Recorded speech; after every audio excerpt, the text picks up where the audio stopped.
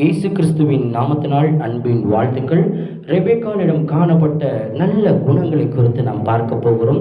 ஆதியாகமம் 24ஆம் அதிகாரம் 46வது வசனம். ஆதியாகமம் 24ஆம் அதிகாரம் 46வது வசனம்.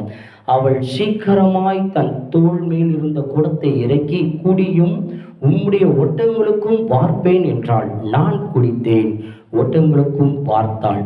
இந்த வசனத்துக்கு முந்தின வசனத்தை பார்க்கும் பொழுது 45வது வசனத்துல, நான் இதை என் இருதயத்தில் சொல்லி முடிக்கும் முன்னே இதோ ரெபெக்காள் தன் குடத்தை தோள் மேல் வைத்துக் கொண்டு புறப்பட்டு வந்து துறவில் இறங்கி போய் தண்ணீர் மோண்டாள். அப்பொழுது நான் எனக்கு குடிக்க தர வேண்டும் என்றேன். ஒரு துறவல போய் ஒரு பெண்மணி தன்னுடைய வீட்டுக்கு தேவையான தண்ணீர் எடுக்க வருகிறாங்க. அப்ப இவர் கேட்கிறாரு, எனக்கு தண்ணீர் வேண்டும் என்று. அப்பொழுது ரெபெக்காள் சொல்கிற வார்த்தை, உங்களுக்கும் நான் தண்ணீர் கொடுக்கிறேன், இங்க இருக்கிற ஒட்டவங்களுக்கும் நான் தண்ணீர் கொடுக்கிறேன் அப்படின்னு சொன்னாங்க.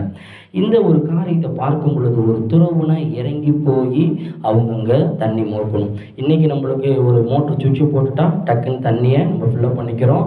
ஒரு 2 தடவை நம்ம ஒரு வாட்டர் ஃபில்லப் பண்ணுறதோ இல்லை ஒரு குடத்தில் தூக்கிட்டு போனாவே கை வலிக்குதுங்க, எனக்கு இடுப்பு வலிக்குதுங்கன்னு சொல்கிறோம். அது எனக்கும் பொருந்தும், இதை கேட்குற சில பேர்களுக்கும் பொருந்தும்.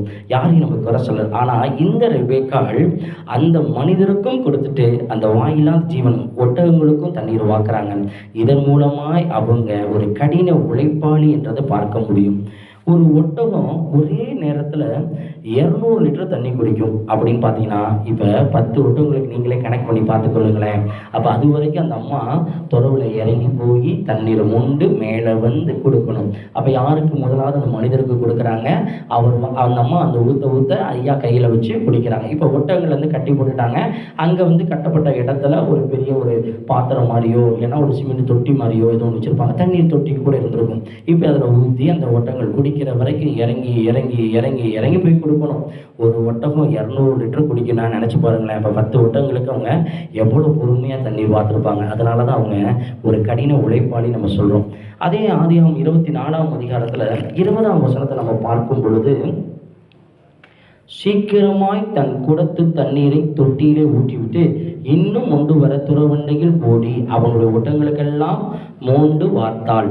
இப்போ கொடுக்கறதுல தியாகத்தில் சிறந்தவங்களா இருக்கிறாங்க.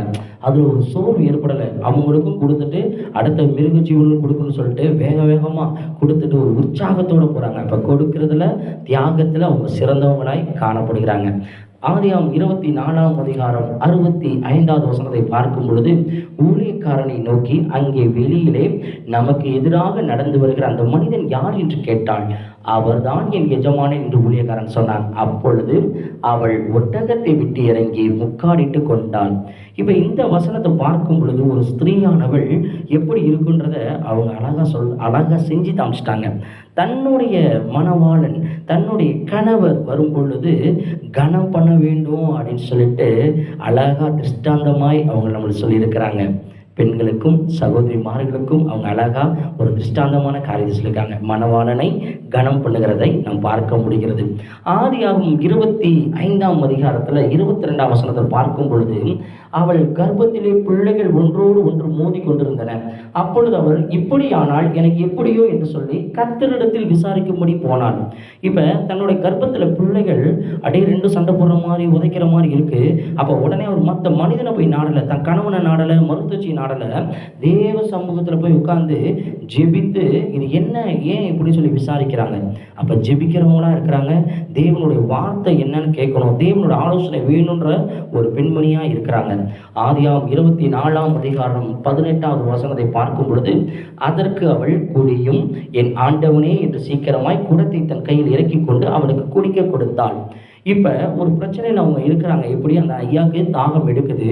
அவங்க கேட்டோன்னே என்ன ஏதுன்னு யோசிக்கல. யார் என்ன எதுக்கு நான் கொடுக்கணும், ஏன் அந்தஸ்து என்ன, இவர் யார், அவர் தீண்டத்தக்கவரா இல்லை உயர்ந்தவரா தாழ்ந்தவரா எதுவும் பார்க்கல. உடனே அவங்க செஞ்சிட்டாங்க. இப்போ மற்றவங்களுக்கு குறிப்பறிந்து உதவி செய்கிறவங்களா இருக்காங்க. அந்த மனிதரை கனம் பண்ணுறாங்க. இப்போ அதில் பார்க்கும் பொழுது மற்றவர்களை கனம் பண்ண அறிந்த பெண்மணியாய் காணப்படுகிறாங்க. ஆதியாகமம் 24ஆம் அதிகாரம் 25வது வசனத்தை பார்க்கும் பொழுது, எங்களிடத்தில் வைக்கோலும் தீவனமும் வேண்டிய மட்டும் இருக்கிறது, ராத்தங்க இடமும் உண்டு என்றாள். இப்போ அவங்க சொல்கிறாங்க, எங்கள்கிட்ட எல்லாமே இருக்குது அப்படின்னு சொல்லும்போது, எனக்கு இது போதும் அப்படின்னு சொல்லிட்டு மனரம்யமாய் வாழ தெரிஞ்ச பெண்மணியாய் காணப்படுகிறாங்க. ஆதியாம் 24ஆம் அதிகாரம் 25ஆம் வசனத்தில் பார்க்கும் பொழுது அந்த அந்நியரை உபசரிக்கிற பெண்ணாயும் காணப்படுகிறாங்க.